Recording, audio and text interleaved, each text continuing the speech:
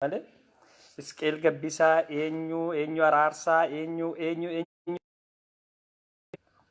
qabsoo wajjin waliin deeman qeerroo wajjinis waliin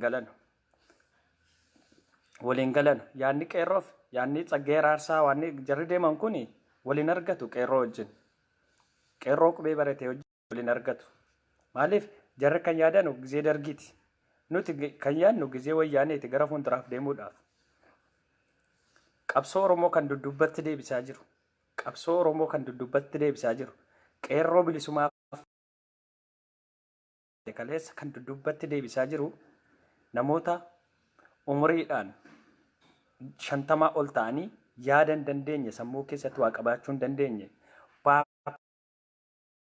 kon beekne gara dhugaadhaan kun dhugaa fi haqa kan hin beekne jechuudha qabsoo Oromoo gara dubbatti deebisaa jira jechaadha. Qabsoo qeerroo gara dubbatti deebisaa jira.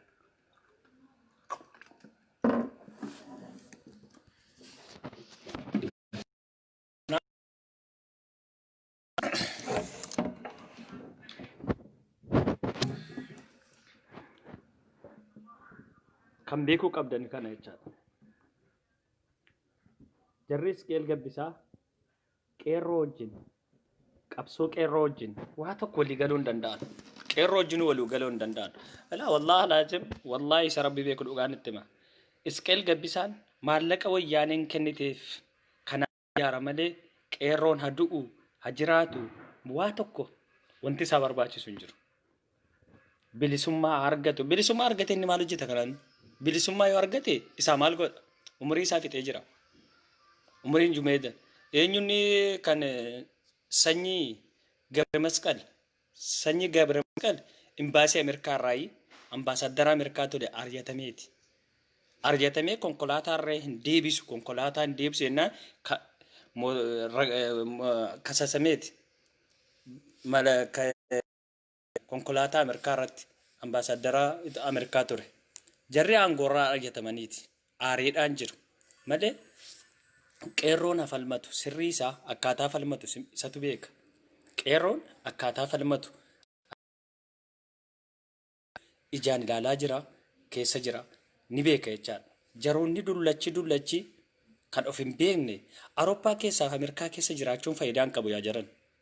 Awurooppaa fi Ameerikaa keessa jiraachuun faayidaa hin qabu. Yoo sammuun akkuma jaraa ilaalanii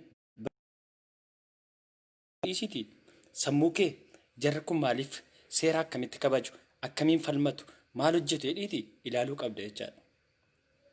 Seera siistama ilaaluu qabda jechaadha.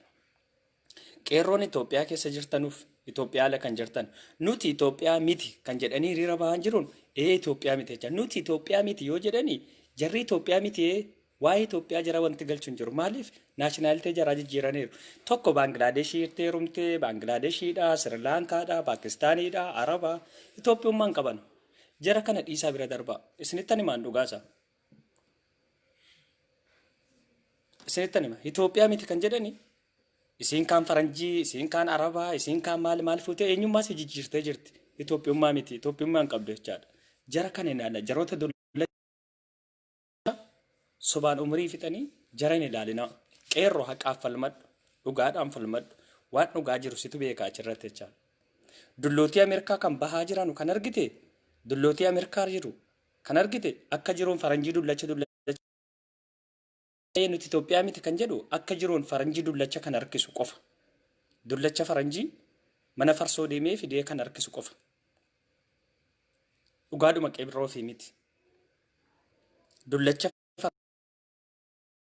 Dullattii faranjii kan harkisitu Itoophiyaa miti jennaan wanti isin abdii ijoolleen Itoophiyaa Oromoo Itoophiyaa kan taatan jarri nuti Itoophiyaa miti yoo deemaa jedhin hadeemanu Itoophiyaa miti jennaan hadeemanu maaliif shamarran Oromoo biyyoota Awurooppaa irratti argita akka jiruun jarri kaan argitu Awurooppaa Ameerikaa isaa jirti yookaan Baanglaadeshii yookaan Sirilaankaa yookaan Arabaa yookaan immoo faranjii harkisaa jirti. Adeemtu. Ani Itoophiyaa miti jettee jijjiirtee jirti eenyummaasi. Kan immoo qabsaa Oromoo keessanii sabboonaa keessanii mana farsootii fidee harkisaa jirti. Jaroota kanaaf Oromoodhaan qabsaa kan of hin beekne Oromoodhaan qabsaa. Iskeel gabbisaa faatu qabsoo Oromoo ni beekaa hin beekan waa tokko yaa jiran. Wallaahi hin beekanu. Iskeel gabbisaa wayyaanee maallaqa baachiftee erginaane maallaqa wayyaaneetiif iskeel gabbisaan maallaqa wayyaaneetiif. Sanyii Gabre Masqal ambaasaddara Ameerikaa ture achirraa hojiirraa ari'atameeti. Hojiirraa ari'atamee konkolaataa mootummaallee hin deebisu jennaan kissiin itti banamee sodaatee deebise jechaadha. Deengadda kana jechaadha. Dhugaan asirra jira malee jijjiirama kanaaf yookaan jijjiirama qeerroon fiddee fi qeerroodha malee namoota gizee akka dargiitti yaadan nu barbaachisu jechaadha. Namoota akka dargii yaadan nu barbaachisu. Faayidaan qaban guyyaa guyyaatti hiisisaa jira. OMN Dahi OMN hamma yoonaatti taazii malee takkaa gammadaa jedheen beeku. Taaziyaadhuma hima guyyaa guyyaatti taaziyaa ekeleen du'eela nu ajjeesanii walitti qabama maallaqa ergaa nu ajjeesan walitti qabama maallaqa ergaa OMN'if ajjeesan walitti qabama hojii keessan isin baasaara OMN'is Ameerikaatti samma isinii banamee jira. Hojii keessan isin baasaara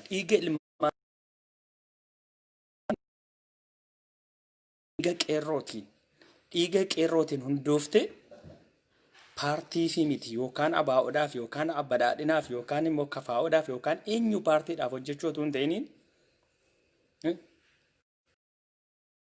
bilisa taatee uummata keetiif hojjechuu ture kan maallaqa buufnee kan OMN'n ijaarre malee ganda tokkoof maatii tokkoof mandara tokko keessa galuutu hamma Ameerikaa keessattuu ni cufamta jechaadha. Ameerikaa keessattuu OMN cufamuu deemaa jira. Maaliif dhiiga Oromootiin dhaabbatee dhiiga Oromoo ganee jechaadha. Ammas dhiiga Oromoo walitti naqee kan dhangalaasisaa ture kan dhangalaasisaa jiru Ameerikaa keessaas baduu deemta OMN. EGM yookaan Global Media Network Egyptiirraa kan jedhu kan hundeessise kan hundaa'e isiniif agalu kanaan duras dubbadhe ji'a torbaan dura dubbadhee jira. Geetaachoo Asaffaatu hundeesse Aanolee Media Network jedhee Geetaachoo maaliif Oromoof Amaara walitti nyaachisuudhaaf biram jiru. Rakkoon keenya nafxanyaa jechuun anaay iskeel gabbisaadha. Nafxanyaa jechuun iskeel gabbisaatu jara kanatu nafxanyaadha. Jara dhiiga uummata Oromoo dhugaa jiran sobaan jechaadha. Nafxanyaa jechuun jara iskeel gabbisaati. Kan hojjetan dhugaa maanni somni isa kamii miimee xiinxalaati ilaala. Waa biraa yoo yaadachuu dadhabdanii edda Hacaaluun du'e iskeel gabbisaan maal hojjetaa jira argaa. Maaliif bu'aa jira argaa. Dhugaan eessarra jiran Rabbi sina salphisu Rabbi dhugaan sina salphisu isin akkaataa nu beeliin kennamuuf akkaataa dhiisa lulleen beektan walitti qabamtanii ragaa sabsaabbattanii maal mootummaa nus Norweeyin dubbannee jecha mootummaa Itoophiyaatiif Noobeelii yoo jiraate dabalaa jennee galfinee jira. Dabalaa yoo jiraate Noobeelii haa fudhatamu maal jettanii galchitan haa fudhatamu maanni nuti immoo dabalaa yoo qabdani Noobeelii lammaffata itti kennaa. Nutillee kunoo biyya keessatti konkolaataa shallamamee jira. Konkolaataa badhaafamee jira. Noobeelii yoo qabdan lammaffata itti kennaa jennee jirra. Kan eenyu caala? Kana wanyini Tsaggaayee Araarsaa faatu. Eenyuun keessan akka isin hojiirra jirtanu nutis horii jira. Dhugaa yoo fiduu hin dandeenye yaadaan mormuu yoo hin dandeenye abadan qabsoo qeerroo dhiigaan fidde hin taphattanu. Abadan qabsoo qeerroon dhiigaan qabsoo feesbuukii irratti wayin baddaa Eertiraa keessatti qabsaamii wayin baddaa Wallaggaa keessatti qabsaamee miti jijjiiramni kun dhufe. kana isinittan himaan gaafa qabsoo amma waggaa 8 umurii waggaa 3 amma waggaa 8 dhiiga jijjiirame kun dhufe.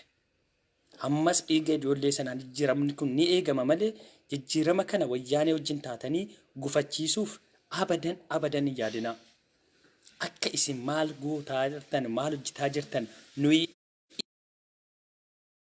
zenasa hojjechuudhaaf malee isin qeerrootiif yookaan ummanni Oromoo bilisa baha jettanii yaaddanii takkaan beektan.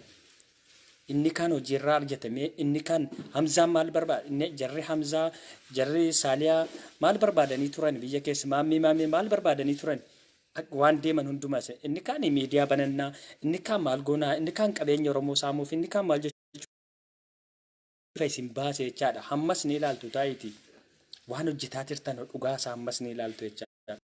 Alaazim taa'ina ilaali dhugaa taa'ina ilaali dhugaan kunoo ifa bahaa jira jechaadha. Dhugaan tokkoon ifa bahaa jira. Taa ilaali. Waa hunda ni beekna beekaarii isa malee waa hunda ni beekna. Waa hunda ni beekna ilaalaas jirra. Dhugaan eessarra jirra ilaalaa jirra. Sobaan maaliif duula maala ilaalaa jirra. Arrabnis ilaalaa jirra. Isin qeerroo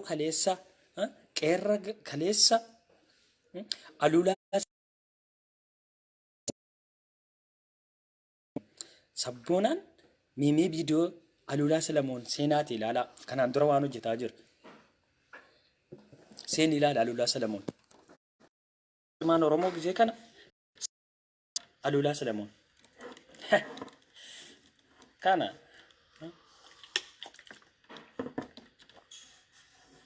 Kana ni beektu jechaadha. Alulaa Salamoon wajjin qabsooftee Oromoo bilisa baafta. Miti alulaa Salamoon. Bara waggaa 27 hafu. Waggaa 27 hafu. Waggaa 6 kana waggaa 5 kana maaltu ture? Gaafa qeerroon gaafa irreecharratti gaafa wareegamu baandi xiyyiit gorgaaddi kan tannaachoo baandi xiyyiit tokkiseen gorgaaddi usti sabasabnaachoo yaalee kon kana jedhe alulaa Salamoon natu beektamiti kan dhugaa yoo barbaade baandi xiyyiit gorgaaddi usti sabasabnaachoo እነዚህ ከፍቶች ያለ isa wajjin hadha walitti qabamtanii isatu qabsaa Oromooti. Isqeel Gabbisaan qabsaa Oromooti. Sabboontoota cimaa ilaali alulaa Salamoon kaasee jira isinii mata baandi xiyyiit እነዚህ xiyyiitii tokkooni boollatti dubbateetu tantaanyi Oromoo sabboonaa cimaa tantaanyi Oromoo sabboonaa cimaa alulaa Salamoon kunooti dhuftee jirti. Alulaa Salamoon bayyasi abadan jijjiirama fiduudhaaf saba keessaniif tu dhaabbattanii dhugaarratti tu dhaabbattanii haqnis isin bira jira dhugaanis isin bira jira jechaadha. Dhugaa maleeti kan deemamaa jiru haqa maleeti kan deemamaa jiru. Gargaaru abadan rabbiini haqaan nama gargaaru qeerroodhaaf dhiisaa ijoollee qubeetiif dhiisaa ijoollee qubeetiif dhiisi gandaaleezimii keessaa bahi tokkoffaa gandaaleezimii keessaa bahi walirratti duuluudhaaf wal arrabsuurraa bahi wal xiqqeessuurraa bahi jijjiiramni akkamitti dhufa margedha akkamitti dhufa isa tokko miti alulaa sabboonaa jettee abiyyiin mililik jettee miti jijjiirama fiduu kan dandeessu. Abiyyiin mililik jettee abiyyiin naftanyaa jettee alulaan sabboonaa taasiftee jijjiirama fiduu abadan hin dandeessu. Kana dhagaye ni dhageessa miti. Alulaan sabboonaa jettee abiyyiin naftanyaa jettee wajjin hiriirtee jijjiirama fiduu hin dandeessu abadan abadan. Alhamdulillah waa hunda argaa jirra dhugaanis bahaa jirti dhiigni qeerroo lafatti dhangala'ee nafne dhugaa baasaa jira, jijjiirama fidaa jira. Adda bilisummaa Oromoo keessattis waan ta'aa jiru, waan ilaalaa jiru jechaadha. Adda bilisummaa Oromoo keessattis waan ta'aa jiru hunda masaa ilaalaa jirra. Kanaaf jechaadha qeerroodhaaf dhiisi. Jarris qeel gabbisaa, tsaggee yaraarsaa, waal kan jettanu dhiisa. Dhiisa dhiigatti hin taphatinaa akkana jechaadha. Dhiisa. Sabboontoota keessan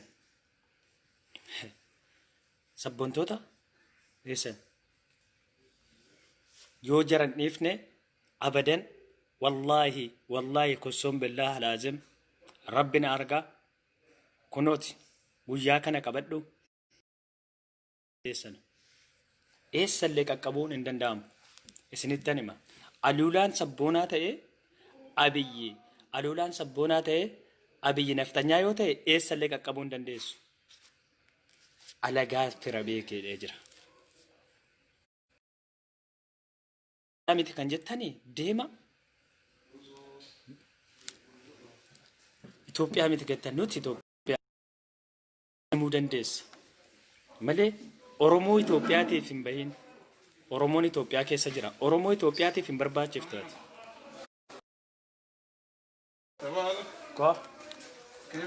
Wallaahi sama.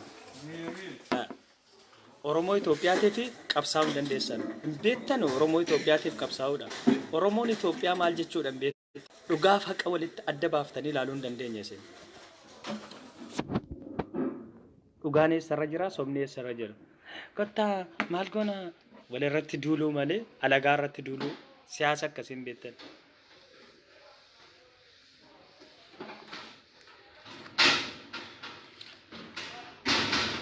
Hunduma isaa ijaan ilaalaa jira. Akka kaanii maali yoo dubbanne danuusaa dubbanna.